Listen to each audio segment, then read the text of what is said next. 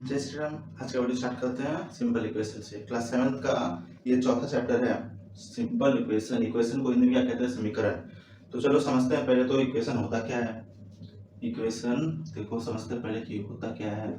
मान लो 2 + 2 = 4 लिखा हुआ है, तो क्या ये इक्वेशन है? ये इक्वेशन में नहीं आएगा, ठीक है। ये इक्वेशन में नहीं आएगा। यहाँ पर ये है इसके फैक्टर्स हैं, ठीक। और ये क्या है? ये प्रोडक्ट है। इक्वेशन होता तो ऐसा ही है। इक्वेशन होता तो ऐसे ही, लेकिन क्या होता है उसमें एक वेरिएबल ऐड हो जाता है, ठीक है। उसमें एक वेरिएबल ऐड हो जाता है।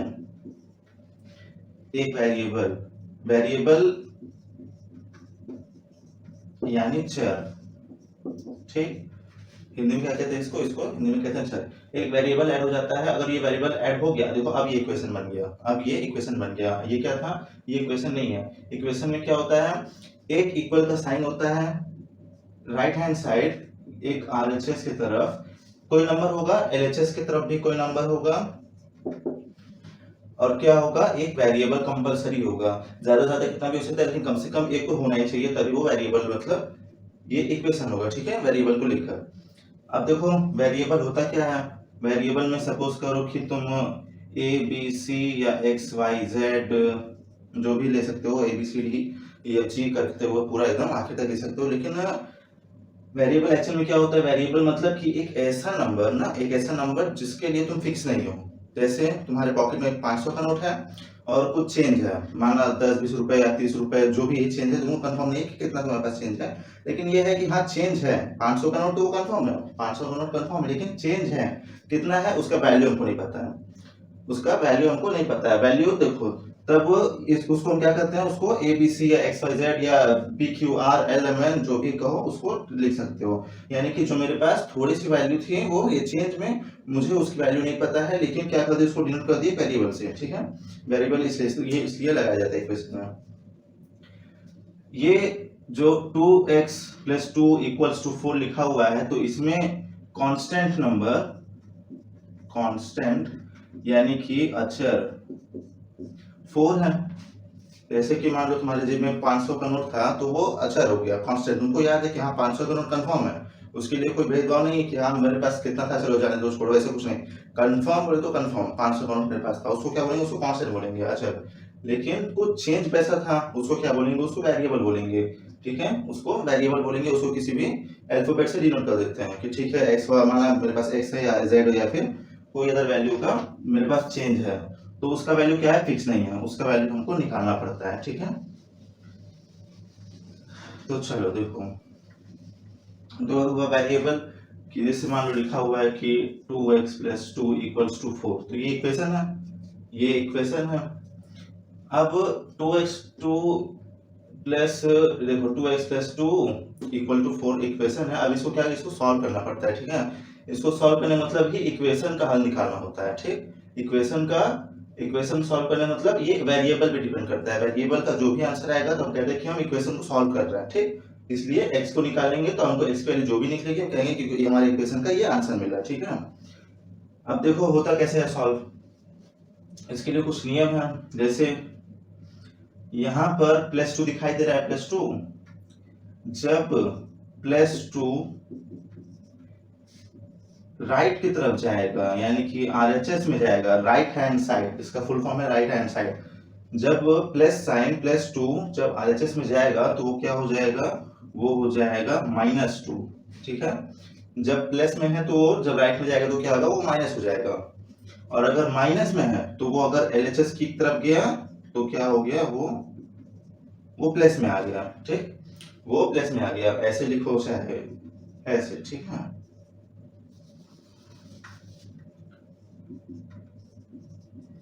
ठीक, ये इधर आया तो अब ये क्या हो गया? ये प्लस में हो गया कॉन्स्टेंट, ठीक है।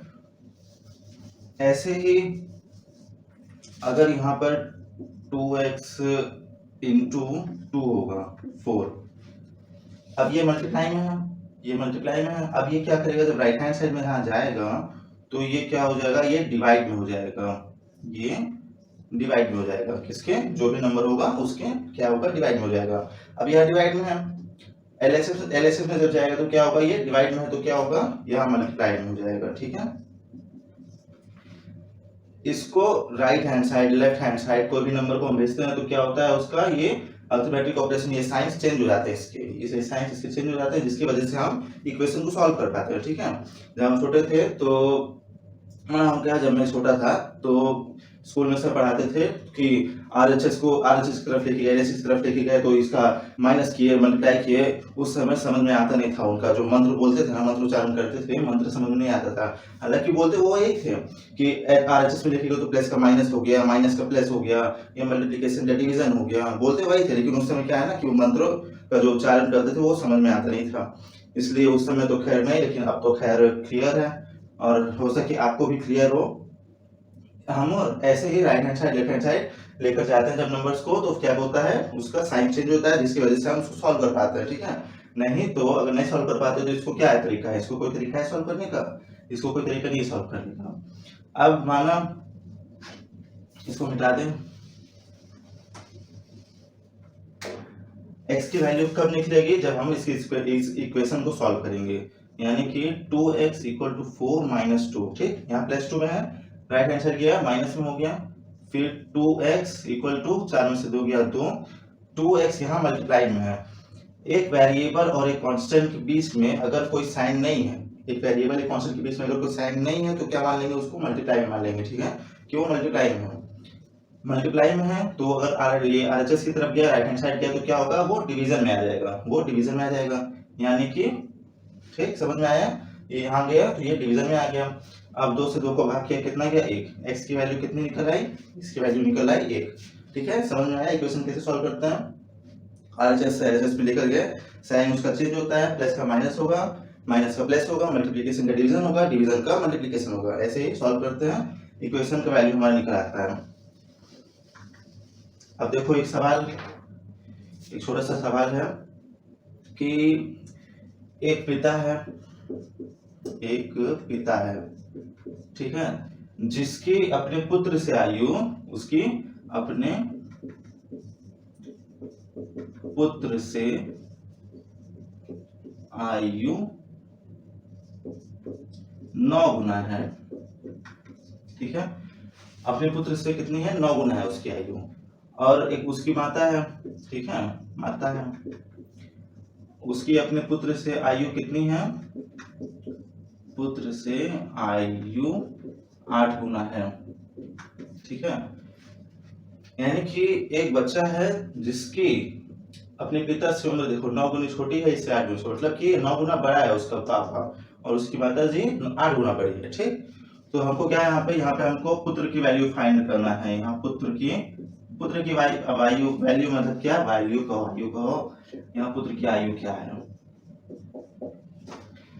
अब एक चीज और दिया है कि माता और पिता का जो उम्र का योग है, ठीक है, इनके उम्र का जो योग है, ये उम्र का योग 51 है, यानी कि पिता की आयु और माता की आयु का योग 51 है। ठीक है, इनका जो सम है वो 51 है। पुत्र से आयु कि भाई कितना 9 गुना बड़ा है और माता कितनी 8 गुना बड़ी है, तो हमको ठीक है एक इक्वेशन के तौर पे हमको इसको सेट करेंगे पहले। ठीक है, इसको इक्वेशन के तौर पे इसको सेट करेंगे। कैसे सेट करेंगे, 9x जो 9 गुना है यानी कि उसकी पुत्र की आयु कितनी है, उसकी पुत्र की आयु फिलहाल x है, फिलहाल x, a b c d e f g जो भी मानना है मानो, वो क्या है वेरिएबल, वो कांस्टेंट नहीं है वो। ठीक है, वो कांस्टेंट नहीं है नंबर, उसका कुछ भी वैल्यू निकलेगा, डिपेंड करता है इस इक्वेशन पे जो बनाने जा रहे हैं हम। 9x लिखेंगे प्लस इसलिए क्योंकि इन माता पिता के दोनों का योग 51 है, दोनों का योग 51 है। इनका कितना है 8x इक्वल टू 51, पुत्र की आयु x। एक इक्वेशन में अगर एक अल्फाबेट लिखा हुआ है, ऐसा देखो, मान लो h लिखा है, ठीक, या a लिखा है, या b लिखा है, c लिखा है, y लिखा है, या z लिखा है। एक इक्वेशन में अगर x की वैल्यू 1 निकली, अगर इसकी वैल्यू 1 निकली, तो किसी और की वैल्यू 1 नहीं निकलेगी, किसी और की वैल्यू 1 नहीं निकलेगी, क्योंकि ये वैल्यू फिक्स नहीं है। लेकिन निकालने के बाद तो फिक्स हो जा रही है ना, निकालने के बाद फिक्स हो जा रही है।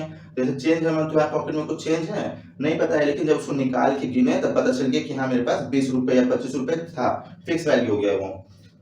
वैसे ही अब मान लो यहाँ ए का कुछ और है, यहाँ बी का कुछ और है, यहाँ देखो इसका से सी का ऐसे करते करते इसका ये वैल्यू अब इसकी फिक्स हो जाती है निकालने के बाद, निकालने से पहले नहीं, निकालने के बाद। इसलिए अब यहाँ पर x है तो ये x की एक ही वैल्यू आएगी, x की एक ही वैल्यू आएगी। अगर यहाँ पर x प्लस ए या x plus B C D ऐसे होता तो वो हर वेरिएबल की अलग अलग वैल्यू आती है, लेकिन यहाँ पर क्योंकि x है तो इसलिए उसकी वैल्यू एक ही आएगी। उस वैल्यू का वैल्यू मतलब क्या, ये पुत्र की आयु। अब देखो अलजेब्रा में ये चीज पढ़ेंगे कि ये सेम जो वेरिएबल्स होते हैं वो जुड़ जाता है आपस में। हाँ, थोड़ा सा बता दें छोटा सा कि a plus a equals to 2a हो जाता है, a plus a equals to 2a हो जाता है, a प्लस ए को जो भी वेरिएबल में लोगे वो 2a हो जाएगा। a इंटू ए क्या होगा, a का स्क्वायर हो जाता है, ठीक है, a इंटू ए का स्क्वायर हो जाता है। और 2a प्लस बी प्लस ए और a जुड़ गया, यहाँ जुड़ने के लिए कोई है नहीं, जैसे कैसे लिख दिए, ठीक है।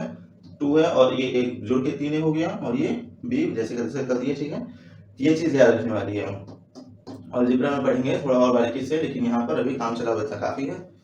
तो देखो ये 9x और ये 8x, ठीक है, 9x और प्लस 8x जुड़ गया, जुड़ के कितना हो जाएगा, ये हो जाएगा 17x इक्वल टू 51 हो गया कि नहीं। ये दोनों जुड़ के 17x हो गया और ये इक्वल्स टू 51। अब ये 17x क्या है, यहाँ क्योंकि साइन नहीं है तो क्या होगा, ये मल्टीप्लाई में है। मल्टीप्लाई का मतलब इधर गया तो डिवाइड में हो गया, प्लस में होता तो राइट हैंड जाता तो माइनस में हो जाता। यहाँ पर मल्टीप्लाई में है, इधर गया तो डिवाइड में हो गया। कितने बार में, 17×51। x की वैल्यू कितनी निकली, x की वैल्यू हमारी 3 निकल गई। पुत्र की आयु कितनी है, पुत्र की आयु 3 है, निकल गया, पुत्र की आयु निकल गया। इक्वेशन देखो कैसे सॉल्व करते हैं, क्यों इस्तेमाल में आता है ये इक्वेशन, समझ में आया। अब x की वैल्यू निकल गई, यानी पुत्र की वैल्यू देखो, पुत्र की आयु निकल गई। क्या माता पिता की आयु भी निकल जाएगी, माता पिता की आयु भी आराम से निकल जाएगी। x की प्लेस पे क्या करेंगे, x की वैल्यू 3 आई थी, x की बेस पे इसको पुट कर देंगे। मल्टीप्लाई का साइन था, नहीं था, वेरिएबल में हो चाहे ना मल्टीप्लाई मानते हैं। अब 9 इंटू 3 हुआ और 8 इंटू 3 यानी कि 27 प्लस 8 24 51। ये पिता की आयु, ये माता की आयु, ये दोनों का योग, ये 51 क्या था, ये योग था।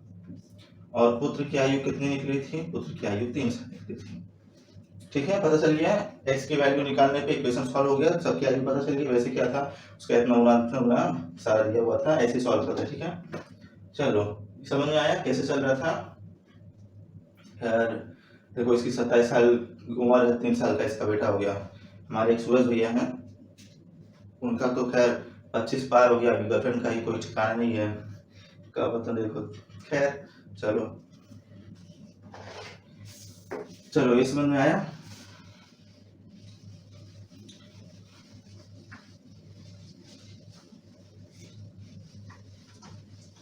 अब देखो सॉल्व कैसे करते हैं पता चला, सॉल्व कैसे करते हैं इसको पता चला, लेकिन इसको क्या करना पड़ता है, इसको बैलेंस करना पड़ता है, इसको बैलेंस करना पड़ता है, ठीक है। LHS इक्वल टू RHS दिखाना पड़ता है, LHS इक्वल टू RHS दिखाना पड़ता है। Right hand side left hand side के इक्वल है दिखाना पड़ता है। 2 + 2 इक्वल्स टू 4, 2 + 2 इक्वल्स टू 4, यानी कि ये LHS इक्वल्स टू RHS है कि नहीं। 4 राइट हैंड साइड में है और 4 इसको सॉल्व करने पे 4 आएगा, वो भी लेफ्ट हैंड साइड में है। दोनों क्या है, दोनों बराबर है, ठीक है। जैसे एक तराजू में इधर 5 किलो का एक यहाँ पर वजन रखें और यहाँ पर 5 किलो आलू रखे, बराबर हो गया, ठीक है, कोई भेदभाव नहीं। क्या ये बराबर है, ये बराबर नहीं है, ये क्या है, LHS is not equal to, LHS is not equal to RHS बोलेंगे। क्यों, 7 क्या 10 के बराबर हो जाएगा, नहीं होगा, 7 इसके बराबर नहीं होगा।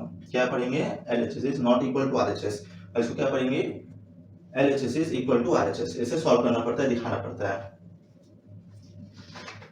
कई दिनों से एक सवाल चल रहा है, पहले ट्रेंडिंग में था, इस समय थोड़ा लो हो गया है। एक वो सवाल था कि 2 + 2 इक्वल्स टू 5 दिखा दे रहे थे। 2 + 2 को क्या बता रहे थे, 5 बता रहे थे, प्रूफ भी कर दे रहे थे, ठीक है, याद होगा, प्रूफ भी कर दे रहे थे। देखो बता रहे उसमें कमी क्या थी, उसमें कमी क्या थी, देखो अब 2 + 2 = 4, यानी कि 2 + 2 कहो या 4 कहो, 4 देखो 4 = 5 था, ठीक। प्रूफ किए थे, कैसे प्रूफ किए थे? पहले तो 0 = 0 दिखाए थे, ठीक। इसमें कोई दिक्कत? 0 = 0 होता है, सही बात है। LHS = RHS है। 20 - 20 = 25 - 25। इसमें भी कोई दिक्कत? इसमें भी कोई दिक्कत नहीं है, ठीक है। 20 - 20 करेंगे, 25 - 20 0 के बराबर है, कोई दिक्कत नहीं है। फिर 4 × 5 - 4 × 5 = 5 × 5 - 5 × 5। इसमें कोई दिक्कत? इसमें भी कोई दिक्कत नहीं है, ठीक है। जब 4 5 20, माइनस का साइन माइनस के जैसा, 4 5 ये, फिर 5 5 25 माइनस 5 5 25, ठीक है, इसमें कोई दिक्कत नहीं है। फिर क्या किए थे? उसमें कॉमन ले लिए थे, सब कॉमन ले लिए थे, 4 कॉमन ले लिए थे। फिर 5 को -5 = 5 5 - 5। इसमें भी कोई दिक्कत नहीं है, कॉमन लेना, कॉमन ले लिए, ठीक है। फिर उसके बाद क्या करते थे? इसको काट दिए 4, यानी कि 2 + 2 = 5। क्या ये प्रूफ हो गया? क्या सही है? स्टेप बाय स्टेप में सारी चीजें जो करते हैं, क्या सही था? नहीं, एक गलती था। देखो क्या गलत है? गलत है, इस लाइन में गलत है, इस लाइन में गलती है, इस लाइन में, ठीक है। इस लाइन की गलती क्या है? 5 - 5 0 होता है, राइट हैंड साइड में 5 - 5 0 है, तो कैसे इसको डिवाइड कर दिए? इसको डिवाइड ऐसे नहीं कर सकते हैं। क्यों नहीं कर सकते हैं? देखो ये 0 हो गया है, ये 0 हो गया है, ये वैल्यू। और मैथ में एक ही चीज सबसे डरा देने वाली बात ये गलती है कि 0 को 0 से डिवाइड नहीं किया जाता है। सबसे डर वाली बात यही है, हमेशा इसको ध्यान में रखना चाहिए कि किसी भी नंबर को 0 से डिवाइड नहीं करते हैं। देखो वो एक है ना PQ,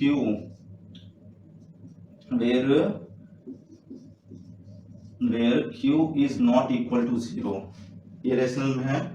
फ्रैक्शन फ्रैक्शन बताया था ये चीज कि कभी भी डिनोमिनेटर 0 में नहीं आना चाहिए। 0 में हम अनडिफाइंड मानते हैं इसको, 0 से किसी भी नंबर को डिवाइड नहीं किया जा सकता, उसको अनडिफाइंड मानते हैं। कैलकुलेटर खोलो, कैलकुलेटर में किसी भी नंबर को क्या करो, कैलकुलेट करो, 0 से डिवाइड करो, उसको देखो डिवाइड नहीं होगा, 0 से लिखेगा कि नॉट डिफाइंड, इंडेटरमिनेट या अनडिफाइंड ऐसे लिखेगा, ठीक है। यहाँ पर यही गलती हुआ है, यहाँ पर 0 को 0 से डिवाइड कर दिए, तब जाके हमारा ये आंसर मिला है।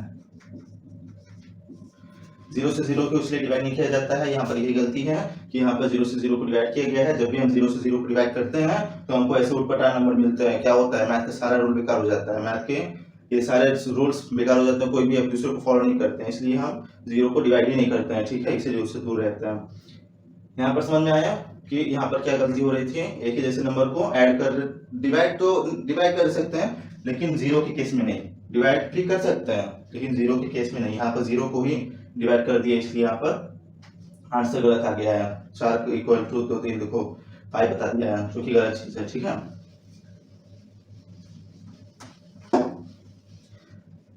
चलो, तो समझ में आया कि कैसे कैसे इक्वेशन सॉल्व किया जाता है, कैसे वो LHS RHS बराबर क्यों किया जाता है। बराबर करेंगे तभी जाके LHS RHS दिखाया जाता है, ठीक।